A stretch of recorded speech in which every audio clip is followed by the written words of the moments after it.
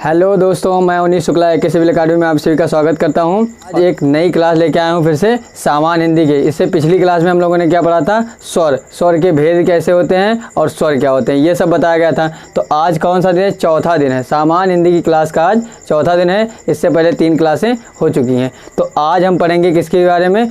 वर्णों के भेद के बारे में। ठीक है, चलिए स्टार्ट करते हैं।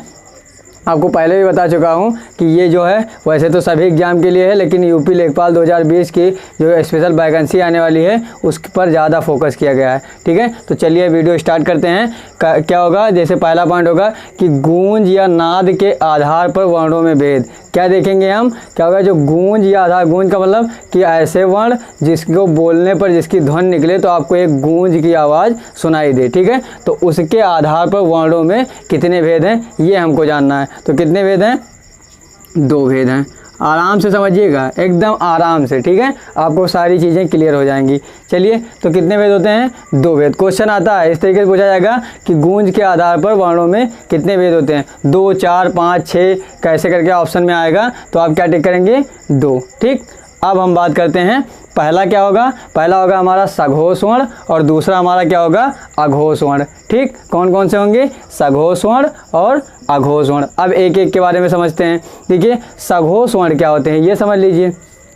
सघोष का मतलब ये हुआ कि ऐसे वर्ण जिनकी जब ध्वनि निकले बोलने पर तो उनके साथ क्या हो? गूंज आए। और उन वर्णों के साथ आपको एक गूंज वाली धुन सुनाई दे। समझिए, जब हम इन वर्णों को बोलेंगे तो क्या होगा? हमें गूंज वाली धुन सुनाई देगी। तो हम इसे क्या कह सकते हैं? गूंज सहित।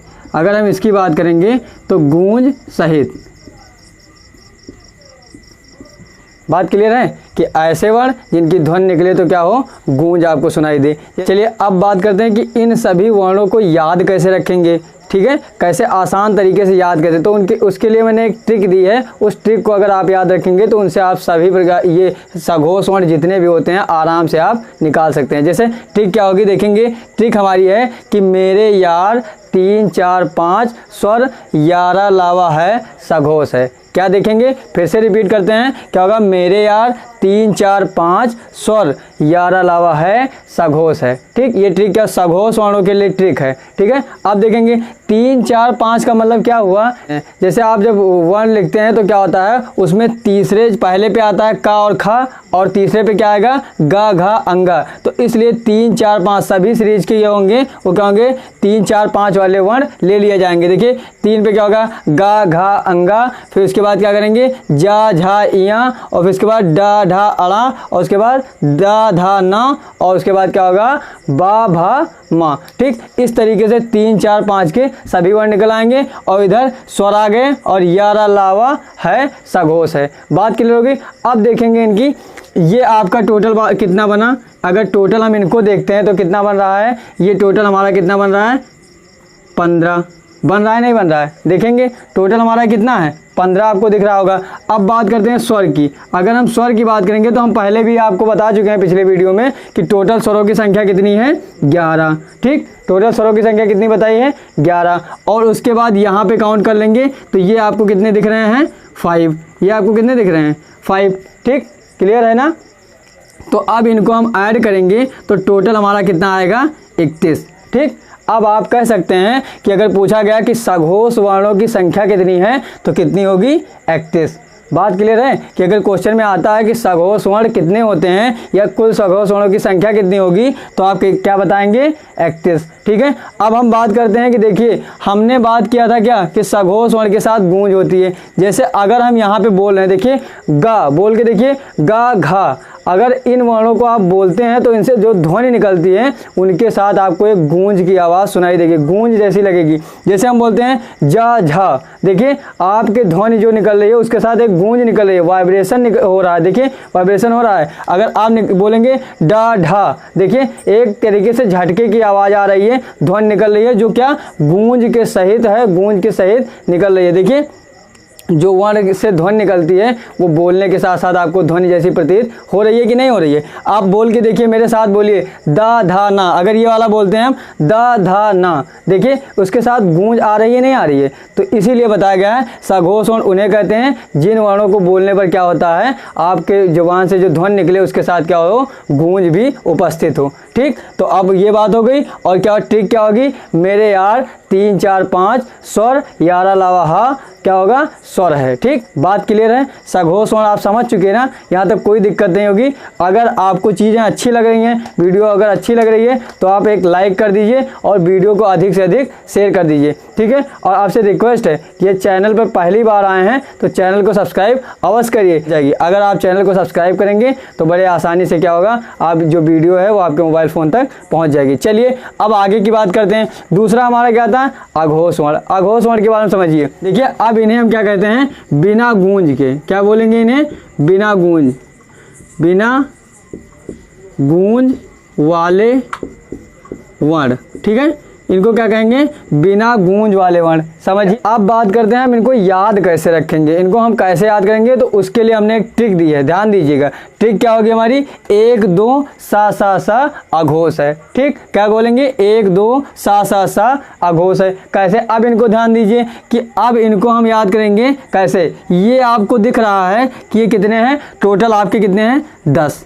ठीक है, टोटल आपको 10 दिख रहे हैं। अब बात करते हैं ये तीनों क्या हैं, सा सा सा, तो ये प्लस कर देंगे 3, तो ये टोटल आपके बन जाएंगे 13। ठीक है, अब अगर पूछा गया क्वेश्चन कि आप बताइए कि अघोष वर्णों की संख्या कुल कितनी होती है, तो आप क्या टिक करेंगे, क्या टिक करेंगे, 13।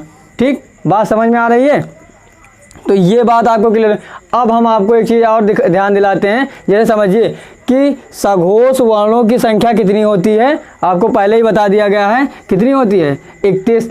और यहाँ पे जस्ट देखिए कि अघोष वर्णों की संख्या कितनी होती है, 13। यानी 31 का जो आप उल्टा करेंगे तो क्या आएगा, 13। समझिए कि सघोष वर्ण जो होंगे वो 31 हैं। अगर 31 को पलट दिया जाए तो क्या बन जाता है, 13। इस तरीके से याद रखेंगे कि सघोष वर्णों की संख्या अगर 31 है तो उसको अगर पलट देंगे तो क्या हो जाएगा, 13। तो अघोष वर्णों की संख्या कितनी है, 13। ठीक, आपको पता चल जाएगा कि अघोष वर्ण क्या है, इनकी संख्या कितनी है, सघोष वर्ण क्या है, इनकी संख्या कितनी है, और गूंज के आधार पर वर्णों में कितने भेद हैं, 2। पहला सघोष और दूसरा अघोष। ठीक, सघोष वर्णों की संख्या 31 और अघोष वर्णों की संख्या 13। ठीक, दोनों की ट्रिक क्या होगी, सघोष वर्ण के लिए हमारी ट्रिक क्या होगी, मेरे यार 3 4 5 स्वर, यारा लावा है, सघोष है। ठीक, और अघोष वर्णों के लिए ट्रिक हमारी क्या होगी, 1 2 सा सा सा अघोष है। ठीक, बात क्लियर हो गई। चलिए हम आगे बात करते हैं। यहाँ तक अगर आपको कोई डाउट होगा तो आप कमेंट करिएगा। अगर वीडियो पसंद आ रही हो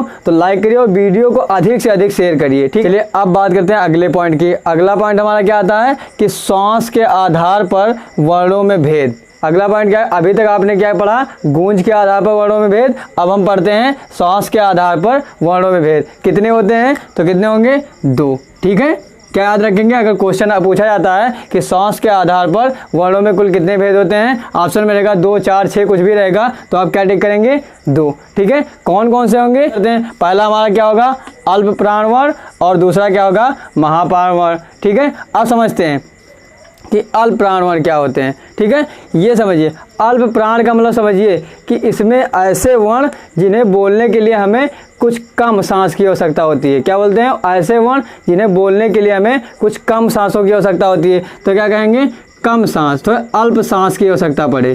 ठीक है, अल्प सांस। ठीक है, ध्यान से समझेंगे। ठीक, अल्प सांस की आवश्यकता होती है। और इसे याद कैसे रखेंगे, अब बात करते हैं इनकी संख्याओं की, कैसे याद रखेंगे इन्हें। तो इनके लिए ट्रिक क्या होगी, आपके लिए ध्यान रखेंगे, 1 3 5 स्वर, यारा लावा। क्या बोलेंगे, 1 3 5 स्वर, यारा लावा। ठीक, ये ट्रिक है। इससे देखेंगे कि 1 3 5 से क्या बनेंगे, का गा अंगा, फिर उसके बाद चा जा इया, और उसके बाद टा डा अड़ा तथा ता दा ना, और फिर उसके बाद पा बा माँ। ठीक, 1 3 5 से ये इतने बन जाते हैं। ये टोटल कितने बन गए, आपको पता चल गया होगा कि ये टोटल कितने हैं, 15। देखेंगे आप ये टोटल कितने बन रहे हैं, ये 15 बन रहे हैं कि नहीं बन रहे हैं। ठीक है, ठीक है, अब बात करेंगे अब देखेंगे स्वर की बात करेंगे तो कुल स्वरों की संख्या आपको पता है कि स्वरों की कुल संख्या कितनी है 11। ठीक, 15 ये हो गए 11। अब यहाँ पे कितने और लिखे हैं, ये लिखे हैं 4। ठीक, अगर हम 4 की बात करें तो ये 4 हमारा हो गया। ठीक, अब देखेंगे कि ये टोटल अगर हम इसको ऐड करते हैं तो ये कितना हो जाएगा, ये आपका हो जाएगा 30। ठीक है, कितना हो जाएगा, तो आपको क्या पता चला कि जो अल्प प्राण वर्ण हैं इनकी कुल संख्या कितनी है 30। ठीक, आपको एक बात क्लियर हो गई।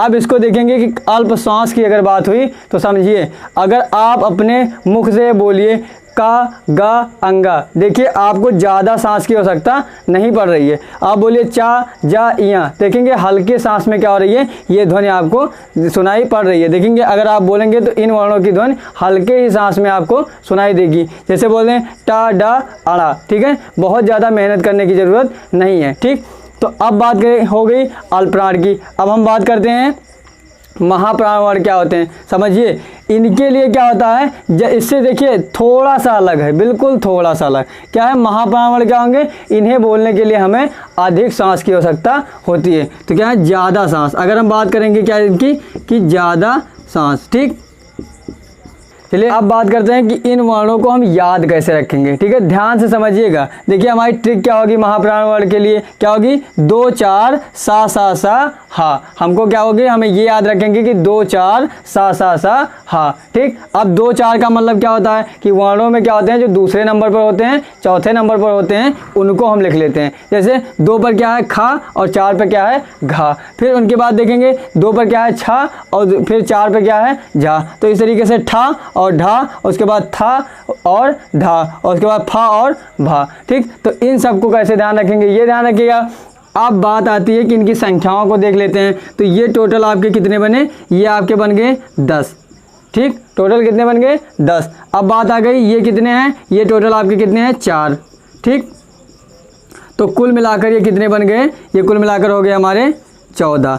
अब बात आती है, अगर पूछा जाए, क्वेश्चन आता है कि महाप्राण वर्ण की कुल संख्या कितनी होती है, तो आप क्या टिक करेंगे 14। ठीक है, अगर पूछा गया फिर से कि एग्जाम में आया कि महाप्राण वर्ण की संख्या कितनी होती है, तो आप क्या टिक करेंगे 14। ठीक, अब बात करते हैं कि हम बोल रहे थे कि ज़्यादा सांस की आवश्यकता पड़ती है बोलने के लिए। तो ध्यान दीजिए कैसे बोलेंगे। अगर देखिए खा अगर आप बोल रहे हैं तो इनमें क्या आपके मुख से क्या हो रही है, ज़्यादा सांस बाहर आ रही है। देखेंगे क्या, फिर घा बोलिए, देखिए अंदर से सांस बाहर आ रही है, नहीं आ रही है, सांस के आधार पर। उसी प्रकार से देखिए छा और झा बोलिए, छा और झा बोलिए, देखिए एक झटके में ज़्यादा सांस आपके मुख से बाहर आ रही है। आगे बोलेंगे ठा ढा बोलेंगे, उसके बाद था और धा बोल के देखिए, उसके बाद क्या आएगा फा भा, ऐसे बोल के देखिए ज़्यादा सांस क्या हो रही है, मुख से बाहर आ रही है, तो उसे क्या कहते हैं महाप्राण। और जिनसे देखिए इधर देखेंगे जस्ट अपोजिट में इधर देखेंगे क्या होगा, इनसे क्या होती है थोड़ी सांस बाहर आती है, जैसे का गा और उसके बाद अंगा, कम सांस आ रही है। इधर खा और घा देखिए ज़्यादा सांस बाहर आ रही है, तो महाप्राण। और कम सांस अगर बाहर आती है तो क्या होगी अल्प प्राण। ठीक है, दोनों संख्या हुई। बात कर रहे थे सांस के आधार पर वर्णों में भेद, तो कुल कितने भेद होते हैं, 2। कौन कौन से, अल्प प्राण और दूसरा महाप्राण। अल्प प्राण के लिए ट्रिक क्या थी, 1 3 5 स्वर यारा लावा, ये आपकी ट्रिक है। दूसरी बात संख्या कितनी थी 30। अगर अल्प प्राण की संख्या पूछी गई 30। अगला आता है महाप्राण, क्या था ज़्यादा सांस की हो सकता है। ट्रिक हमारी क्या होगी 2 4 सा सा सा हा, और संख्या कितनी है कुल 14। तो यहाँ तक क्या हुई, सांस के आधार पर वर्णों में भेद, ये आपको समझ में आ गया। तो वर्णों में भेद जितने थे ये टॉपिक आपका समाप्त हुआ। अगली क्लास में नया टॉपिक लेके आएंगे। यहाँ तक आपको कोई भी चीज़ें अगर लग रही हो कि आपको समझ में नहीं आ रही है, कोई डाउट हो, कोई दिक्कत हो, कोई आपको कन्फ्यूजन लग रहा हो, तो आप कमेंट करिए, ज़्यादा से ज़्यादा कमेंट करिए। और अगर वीडियो पसंद आ रही है तो लाइक करिए, और क्या करेंगे वीडियो, एक रिक्वेस्ट है कि ज़्यादा से ज़्यादा वीडियो को शेयर करिए। यदि चैनल पर पहली बार आए हैं तो चैनल को सब्सक्राइब अवश्य कीजिए तथा बेल आइकन को दबाइए, ताकि जब भी वीडियो अपलोड की जाए तो आपके मोबाइल फ़ोन तक नोटिफिकेशन आसानी तक पहुंच सके। ठीक है, चलिए अब इस क्लास को आज ही समाप्त करते हैं। Thank you class.